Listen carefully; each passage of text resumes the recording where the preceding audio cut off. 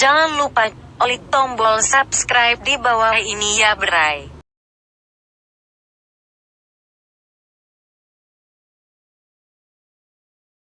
Yang biasa dilakukan bulanan tahun-tahun yang lalu hari ini Allah datangkan saudara kita Ustaz Abdus. Semoga Allah menyayangi dan melindungi beliau selalu. Terima kasih atas kehadiran Bapak Ibu. Acara ini sebelumnya diadakan persiapan untuk pembukaan Masjid Darut Tauhid di Beler. Pak Sekda, Pak Majelis Ulama, Masya Allah juga dari DKI. Alhamdulillah, terima kasih sudah memfasilitasi semuanya. Juga kawan-kawan semua, Masya Allah. Adek, boleh berdiri asal yang belakang tidak ada yang terhalanginya. Syarat berdiri yang utama adalah jangan pernah membuat orang lain terhalang. Silakan berdiri, catatannya yang belakang tidak boleh terhalang. Setuju? Makasih Ustaz, kenapa seperti itu? Ustaz Abdul Somad ini oleh Allah ditakdirkan usianya lebih muda dari A. Berapa usia saya Ustaz?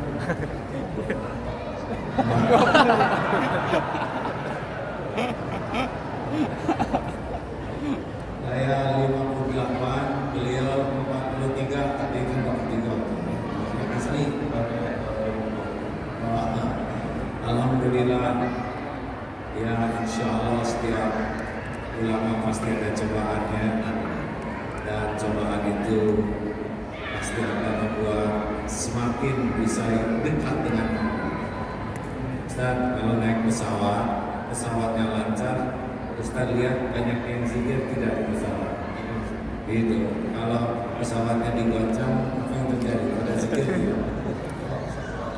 Masya Allah, Allah Akbar. Gitu ya. Nah, itulah pentingnya goncangan ya. Jadi digoncang cenderung lupa. Allah Akbar. Begitulah. Ya. Silakan Ustaz yang mendahului siapa yang menyimak. Programnya sebetulnya saya jadi pembawa acara nanti. Sama dengan program saya juga membawa acara. Jemaah sekalian, malam ini kita bersyukur kepada Allah kedatangan seorang ulama. Saya diberikan kesempatan untuk membuka acara ini. Mari kita buka dengan ucapan basmalah. Bismillahirrahmanirrahim. Mari kita dengarkan baik-baik dan tauhid. Kita gunakan telinga dengan baik, catat dengan baik. Mudah-mudahan kita boleh malam ini dapat membekali kita menjalani hidup ini dari Allah Subhanahu wa Ta'ala. Baiklah, karena saya dianggap begitu awalnya begitu.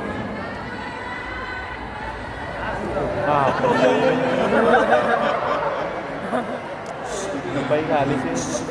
Jangan pernah berbicara sesuatu yang tidak ada manfaat. Tidak terdengar. Jangan banyak komentar ya. Setiap komentar pasti dicatat oleh Allah dan ada di pertanggungjawaban. Bagaimana sekarang, jelas tidak?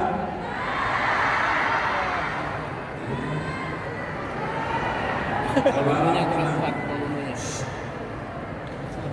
Bisa terdengar tidak? Di atas kedengaran tidak? Tidak ada tadi kita ngomong ada panitia. Bagaimana sekarang, jelas?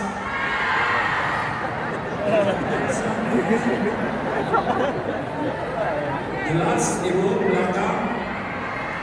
Apakah Allah Subhanahu wa Ta'ala sedang menyaksikan pertemuan ini? Ya. Yakin? Apakah Allah mendengar apapun yang terucap? Apakah Allah tahu apa yang ada dalam pikiran kita? Apakah Allah tahu isi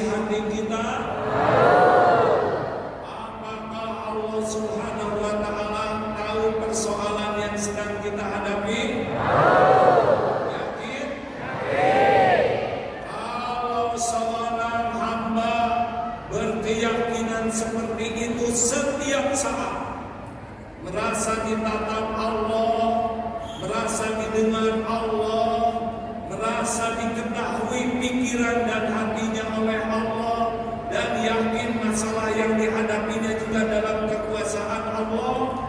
Kira-kira seperti apa orang tersebut? Tenang atau gelisah? Akhlaknya baik atau buruk? Masalah kita umat Islam kepada Allahnya itu kadang-kadang hanya sampai di lisan, belum sampai di hati dengan yakin. Sedikit Ustaz izinkan membuka acara ini ya. Nanti Ustaz yang menyampaikan aslinya. Kedengaran ke atas.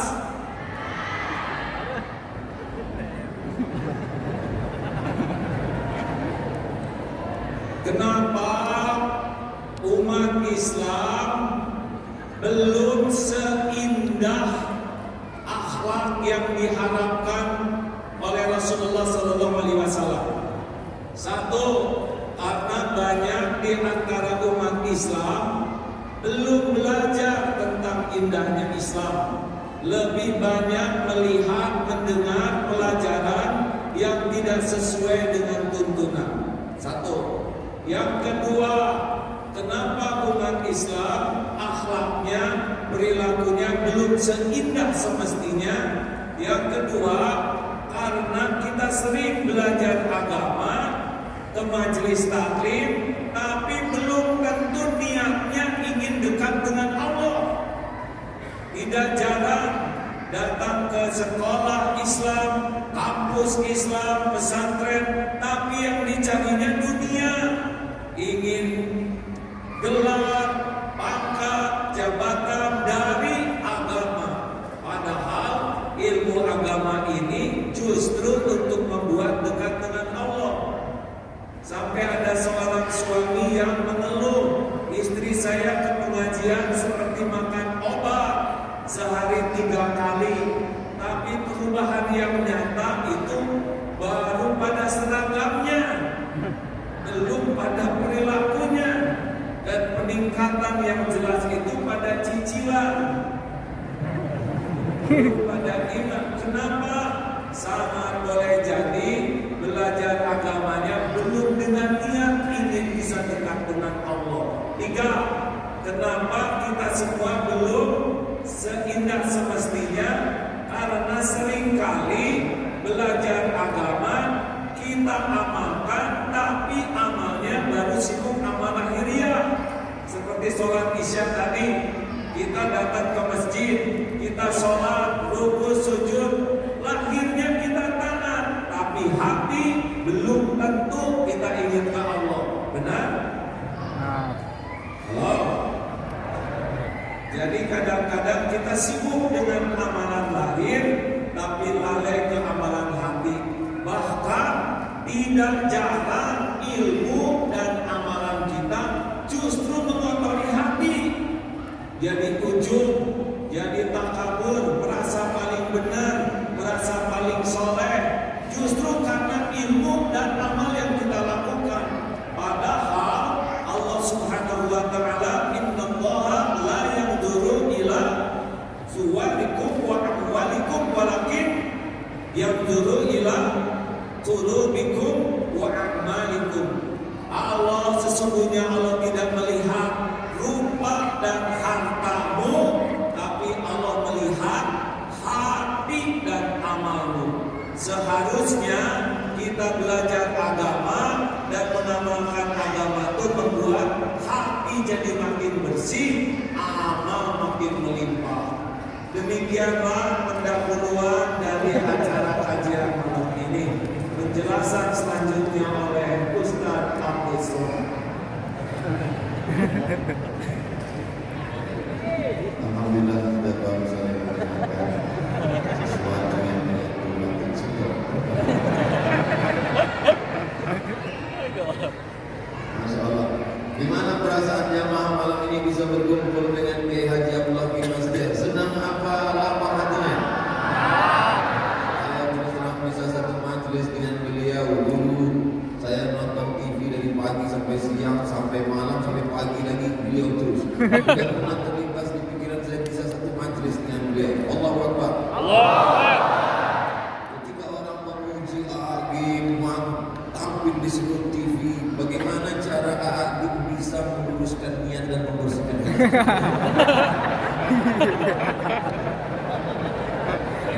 Bolak-balik pikir. Dulu Ustaz, ya kita ngobrol aja lagi ya. Dulu tidak pernah menyangka akan menjadi posisi seperti ini. Tetapi entah bagaimana takdirnya tiba-tiba menjadi dikenal sebagian orang. Padahal secara keilmuan belum siap dan ada lagi yang belum siap. Keimanan belum siap. Jadi ketika makin populer, makin di banyak tampil, ternyata saya kehilangan yang sangat besar, yaitu rasanya kehilangan kedekatan dengan Allah dibanding sebelum dikenal orang. Jadi Ustaz populer malah jauh dari Allah. Ya, itu sampai tahun 2006 sebelum Allah memberikan karunia, ditegur, diingatkan, sehingga alhamdulillah mudah-mudahan sekarang sudah bisa lagi nginjek bumi. Kalau dulu jadi terbang kayak balon gas karena tertipu atau tidak siap dengan popularitas. Itu Ustaz. Sekarang gimana Ustaz jadi orang populer? Ini pas umur saya dulu Pak. Saya dulu mulai diuji popularitas umur 39, 38, 39 mulai diuji. Dan sekarang lagi populer-populernya nih. Tapi saya mulai diuji umur 45, Ustaz 43, 2 tahun duluan Ustaz. Bagaimana mungkin orang yang berada di masjid yang semestinya mengingat Allah, yang mestinya berasa berhadapan dengan Allah, tapi justru melupakan Allah? Ini kan ujian luar biasa. Ya memang kalau mulut mudah menyebut Allah, tapi hati belum tentu. Dan bahayanya penceramah model kita Ustaz, ya kalau orang tawa, wali, alhamdulillah nih tuan rumah. Waalaikumsalam warahmatullahi wabarakatuh. Masya Allah.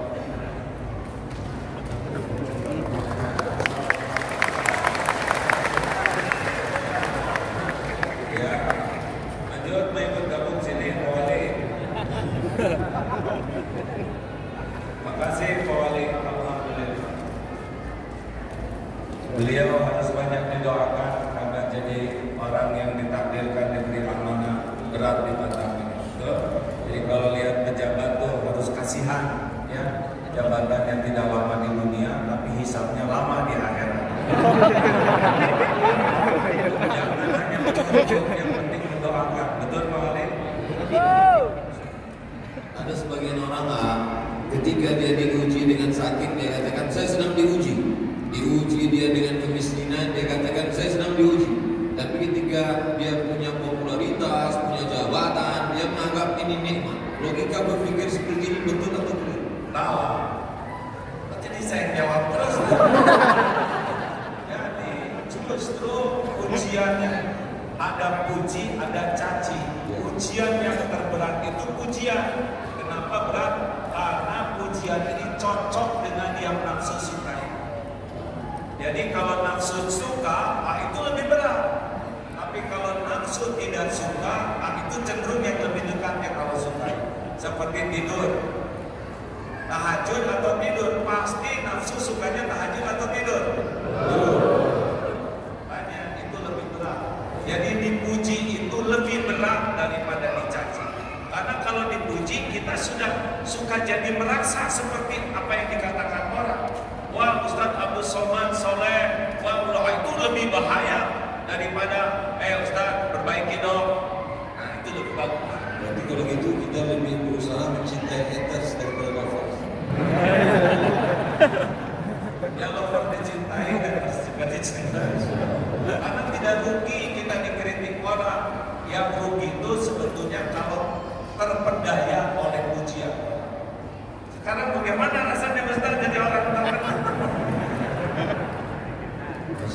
Allah barakallah. Kita sedang disadarkan bahwa selama ini kita salah melihat hidup. Selama ini kita merasa kalau sedang sakit diuji Allah. Ketika kita sedang miskin diuji Allah. Ketika kita sedang dapat jabatan, alhamdulillah saya diberi. Padahal sebenarnya juga bagian dari. Dan lebih berat ujian. Ujian jabatan. Iya. Ujian popularitas. Lebih berat. Kalau orang populer seperti Ustadz Abdul Somad ini ya. Ada contoh lain tak? Kalau orang tidak dikenal, bikin kesalahan bisa dia sendiri. Tapi kalau model model Ustadz dan terkenal ini, bikin satu aja kesalahan, ditiru orang banyak, udah gak tahu gimana ngejar tobatnya itu. Gak usah jadi ya? Iya, terus disampaikan, apalagi sekarang dengan seperti ini lebih sensitif lagi. Makanya siapapun dan orang terkenal itu bukan karena maunya orang, karena maunya Allah. Ujian, tidak usah ingin terkenal. Dan kalau gak ada takdirnya gak akan pernah terkenal. Tapi yang udah ditakdirkan terkenal harus obat habis-habisan supaya tidak terpedaya oleh keterkenalan. Bagaimana memanage hati kita supaya kita tidak terpedaya oleh setan yang luar biasa?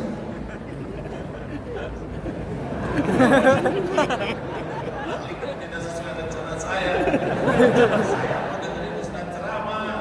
Saya sedang belajar ilmu tauhid. Sucikan hati. Bersihkan hati. Tidak boleh mengadu ke jamaah. Amin, penasihat tuan rumah. Begini, Ustaz, kata guru saya, kalau kita sedang diuji dengan dihormati orang lain, pokoknya kalau orang menghormati kita pasti minimal dua hal. Satu, yang dipuji oleh orang itu pasti karunia Allah. Wah, ini pintar, pasti karunia Allah.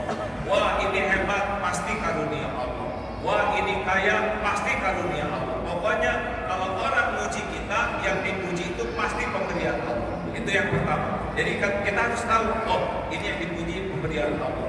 Yang kedua, kenapa kita dipuji orang? Karena Allah menutupi aib, dosa, kejelekan dan kekurangan kita. Nah kata guru saya, kalau kita sedang dikagumi orang, dipuji orang, sibuk lihat apa yang Allah tutupi daripada sibuk menikmati pujian penghargaan. Jadi sebenarnya ketika kita sedang dimuliakan, diagungkan, dihormati, disanjung tinggi, sebetulnya bukan prestasi kita, tapi karena pemberian pinjaman Allah dan Allah menutupi aib cacat kita. Benar, dan itu ujian lebih berat daripada ada yang uji. Kenapa Allah tidak buka?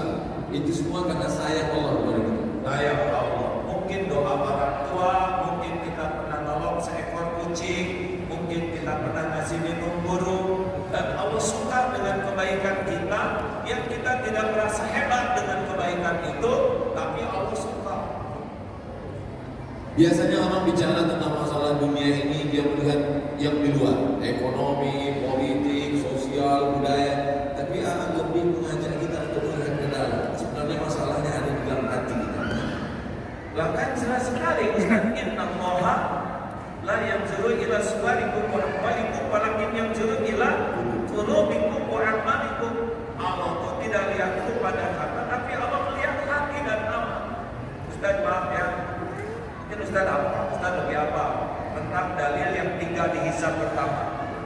Yang pertama mujahid, yang merasa berjuang sampai terbunuh di medan perang. Dan ketika dihisab ditampakkan nikmat, dia mengakuinya. Apa yang kau lakukan? Ya Allah, saya sudah berjuang sampai saya mati di medan perang. Saya lakukan lillahi ta'ala. Apa Allah menjawabnya? Kadzabta, dusta kamu, bohong kamu. Kamu berjuang karena ingin dianggap pemberani dan sudah kau dapatkan ujian itu. Akhirnya dia diseret, tertelungkup, masuk ke dalam neraka. Bukan kurang perjuangannya, bukan kurang pengorbanannya, bukan kurang pengakuannya, yang kurang cuma satu, hatinya lebih suka dipuji oleh manusia daripada kedudukan di sisi Allah. Walaupun dalam pandangan manusia dia seorang mujahid mati jihad bisa Iya. berdarah-darah. Iya, tapi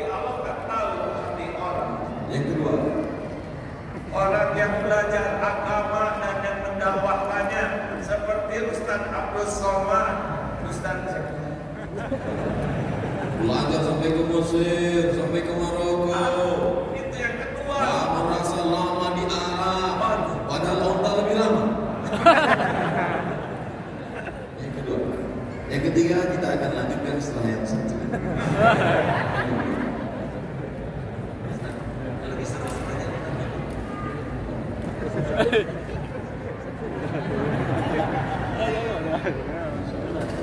Yang kedua itu yang belajar agama dan mendakwahkannya, belajar Quran dan membacanya.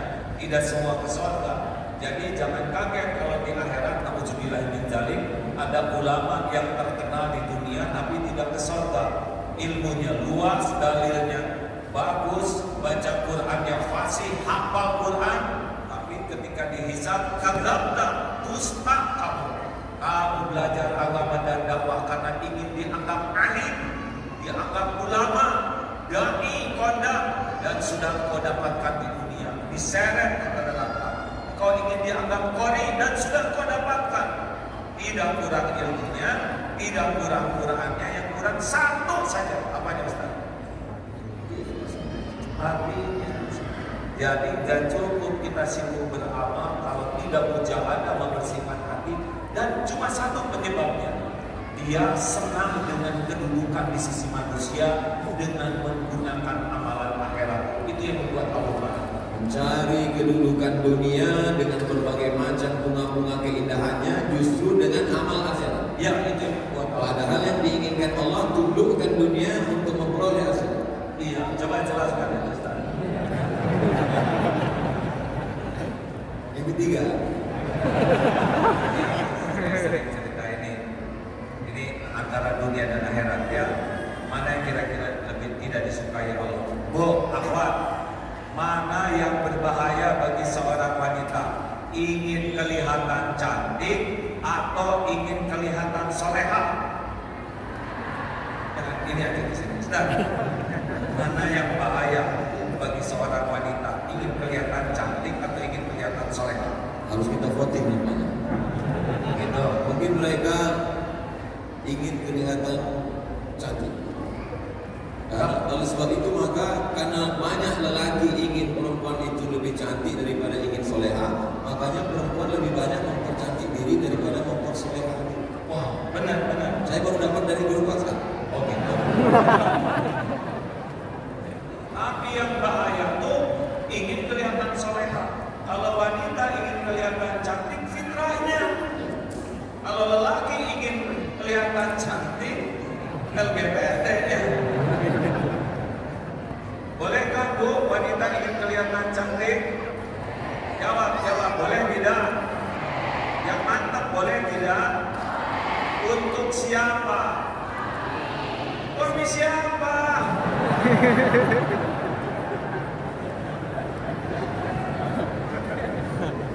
Ibu. Kalau wanita ingin kelihatan soleha, pasti menggunakan hak Allah. Jadi lebih nunduk subhanallah. Yang harusnya zikir untuk Allah, tapi dia ingin dipuji oleh orang ahli zikir, dan itulah yang membuat Allah marah karena dia menggunakan amalan hak Allah untuk cari pujian manusia. Itulah sebabnya Ustaz, ulama, qori berbahaya. Giliran Ustaz, ya. Jelaskan Ustaz, jangan nanya terus. Ketika sekarang orang berbicara tentang masalah ancaman-ancaman yang luar biasa, disintegrasi bangsa, kemudian bully pada ulama, kemudian dengan berbagai macam masalah. Sebetulnya masalah ini di luar atau masalah manusia ini di dalam? Nanti Ustaz, belum jelas pertanyaan. Masalah manusia ini sebetulnya masalah ekstern di luar, masalah ekonomi, masalah sosial, masalah politik, atau dia sebetulnya punya masalah di dalam dengan hatinya kotor, dan bagaimana cara mensucikan tazkiyah nafsu. Apa hubungannya dengan tauhid? Selalu mengkaji tentang masalah tauhid. Apa sebenarnya target dari tauhid? Saya belum pernah ditanya kayak gini terus-terusan. duduk bersama seorang yang lebih paham tentang masalah kehidupan. Ada ilmu yang tersurat, ada yang tertulis, tapi ada yang tersirat. Inna fi khalqis samawati, dalam penciptaan langit, tidak tersurat, tidak ada dalam tulisan, tidak dikatakan oleh ulama, tapi dia dapat ditangkap. Ittaqu firasatal mu'min, takutlah kamu pada firasat orang beriman. Fa innahu yanzuru bi nurillah, dia bukan memandang dengan matanya, tapi dia memandang dengan pandangan Allah yang diberikan Allah pinjaman kepada dia. Maka duduk sejenak dengan orang berilmu sama dengan duduk berjam-jam bahkan berhari-hari di perpustakaan. Kita nikmati duduk bersama dengan orang berilmu ini, maka kita ambil semuanya, mudah-mudahan jadi bekal kita di masa akan datang. Takbir.